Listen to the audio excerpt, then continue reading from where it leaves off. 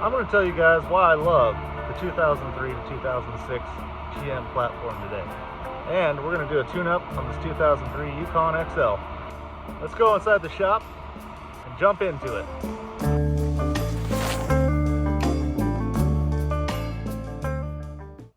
All right, friends, we're in the shop. We got the Denali here. This old girl has 240,000 miles on it.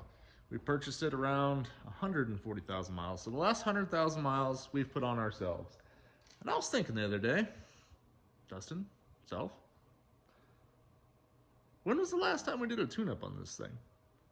And the answer is never. I've never done spark plugs or wires. It's done all the normal maintenance of oil changes, filters, and fuel filters. A couple of those have been through it. Set of brakes. We just put a new set of carbon ceramic brakes and a new set of tires on it. Yeah, so it's got slotted and cross-drilled rotors, carbon ceramic pads. Everything's upgraded all the way around on these things. So it stops on a dime. It stops very well. And we've got the Hankook Dynapro AT2s on here. Pretty aggressive all-terrain tire. I've been running these Hankooks for a couple of years now. This is the second set for this vehicle. Some of my other vehicles have them as well. I got to experiment with a lot of different tires, and I saw a lot of used vehicles come in with different tires. And in the wintertime, I decided that I was driving a specific vehicle. I can't remember which one it was, but it had a new set of those Hankook Dynapro ATMs on it, and I really liked the traction that it had. So when I went out to buy my set of all-terrains, I decided to buy those, and I love them. They're a great tire, not a paid promotion or anything. They have a really nice tread on them, and they wear better than the BF Goodwrenches. Those tires, I've never had a vehicle that those weared well on, and working at the used car dealership, I've noticed the same thing. These wear well. You get a lot of mileage out of them, 60,000 probably, depending how you drive, and I really like them. Resistant, they're really great in the snow. This thing, with all the weight and the full-time all-wheel drive, plows through the snow like crazy. So anyway, today the important thing is this old girl of 240,000 miles, she needs a tune-up. Just feels a little bit down on power, nothing specific, maybe a light miss, I don't know. No check engine lights or anything weird, everything's working like it should be. But, it's at least been 100,000 miles since it got spark plugs, maybe never, I don't know. If the previous owner maybe replaced them around 100K like they should have, then, it has 140,000 miles on this set of plugs. So we do have a set of plugs here. We got some Bosch double iridiums. Those should last the rest of this thing's life. New plug wires as well. Also, we're going to be cleaning the intake and everything. We got our Berryman's B12. And we've got CRC's mass airflow sensor cleaner, because that will affect your air-fuel ratio if you got a dirty mass airflow sensor. So we're going to clean the sensor. And then we're spraying the intake valve and turbo cleaner. This is just going to be like a upper intake cleaner and clean the valves. They seat better. We might increase a little bit of compression if we clean those up. So we're going to spray this stuff in there while it's running. Run it really hard. And so we're going to start by opening this thing up here. We're going to clean the throttle body and that sort of thing. Then we're going to swap some plugs in and see if she gains some of them ponies back, because I think it's lost a couple over the years.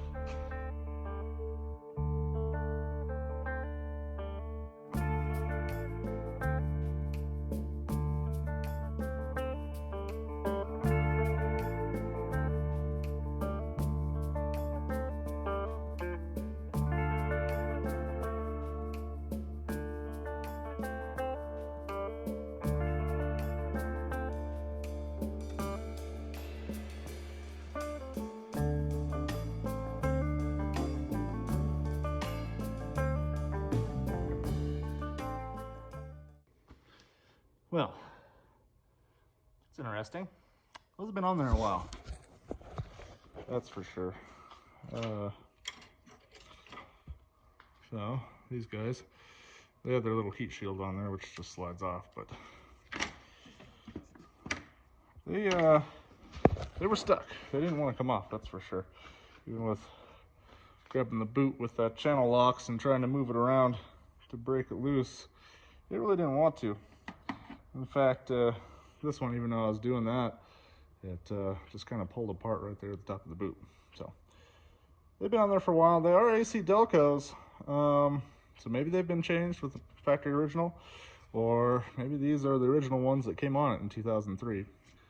They're not great. Let's pull a plug.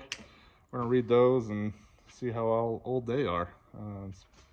Those could be original too. That would be really surprising. But let's take a look. Well, I'm just gonna start at the back here.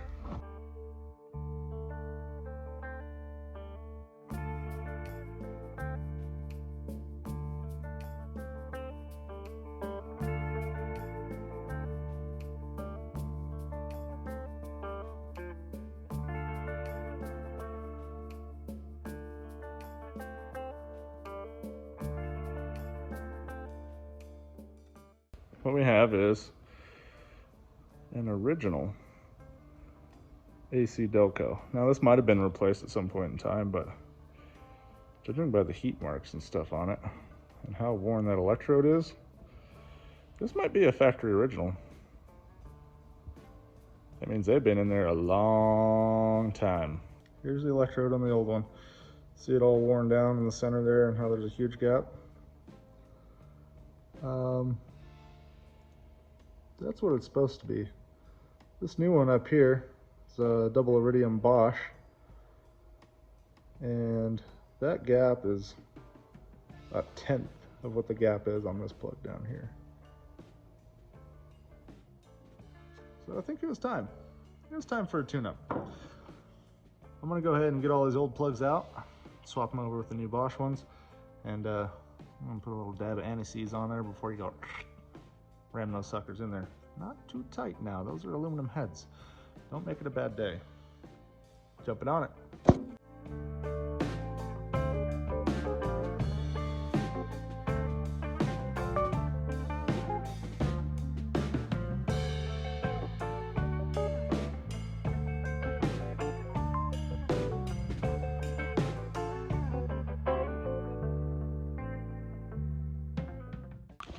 All right, guys, got the plugs out. All of them came out, no problem, even though they've probably been in there a while. I mean, look at the condition of this thing. It's got rust around it and everything. The electrode on this one, which is cylinder number 1, actually looked a little bit better than the electrode on cylinder number 7. Seemed to be worn completely down. So there's no sharp tip on that thing. Yeah. So in general, they're all junk. And I don't know if there's a way to date plugs or not, but I really think these are original. So I'm gonna look it up and see if I can date these, because there's a bunch of different numbers stamped on this. Maybe that will give us a clue as to when these were put in here. But I read all the plugs, and it's hard to read them with that many miles on them, but I can tell you that all the cylinders seem to be running about the same, and air fill ratio is pretty decent. So those are all good things. We got our new plugs here. I got all 8 of them lined up. I already got our high temp anti-seize on it, so that's ready to go in. Double iridium Bosches. I only bought those because, well, they're cheap, but not the bargain basement cheap. All right, well, there's a limit here. All right, so I'm gonna throw all those in here. I got my B12 chem tool sitting in the intake, cleaning all that up. So we're gonna fire this thing up and blow all the cobwebs out of it. And yeah, hopefully we gain some ponies back. Let's throw these new plugs in here and get her going.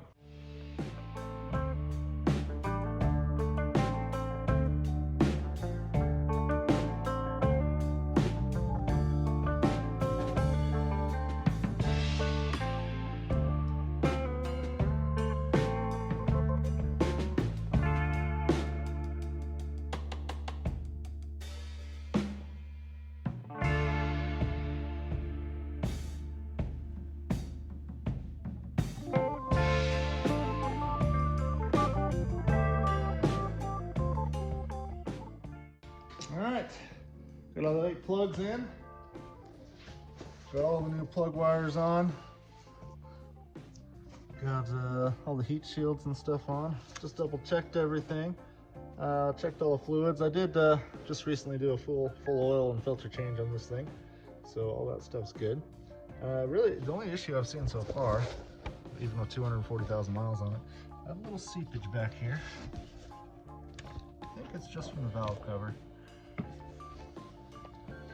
Maybe from the valve cover, just a little bit of oil seepage, nothing bad. And yeah, looking at these plugs, I'm thinking this is probably the original 2003 AC Delcos. Yeah, the iridium's completely worn off, most of them. So yeah, that's what a set of spark plug looks like with 240,000 miles on it. We're gonna fire it up, kind of blow all that stuff out. Then I'm gonna hook up the old the CRC. I'm gonna spray that through a vacuum line while it's running and continue cleaning it out.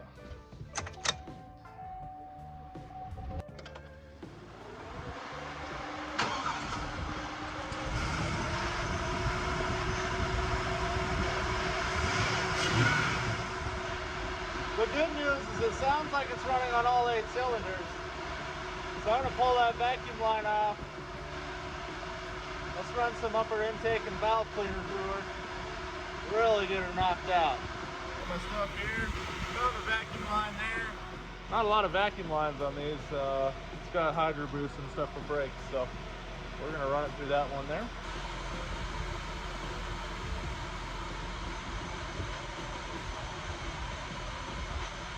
Chugging a little. Just run the whole can.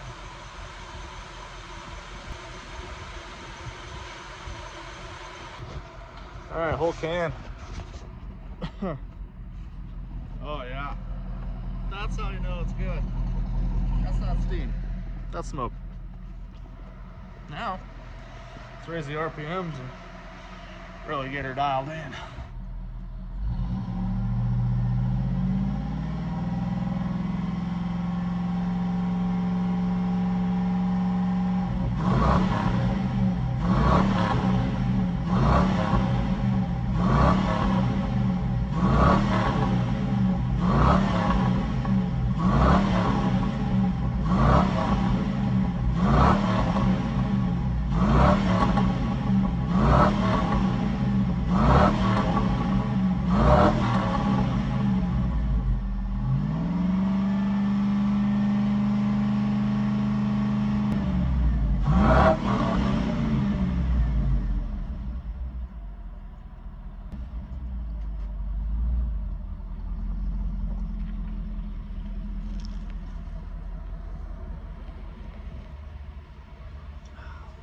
Well, I'm gonna let that warm up a little bit more.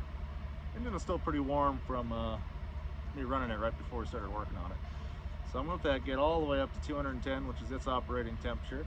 Then we're gonna go for a long, hard drive in it and really get the beans worked out of it.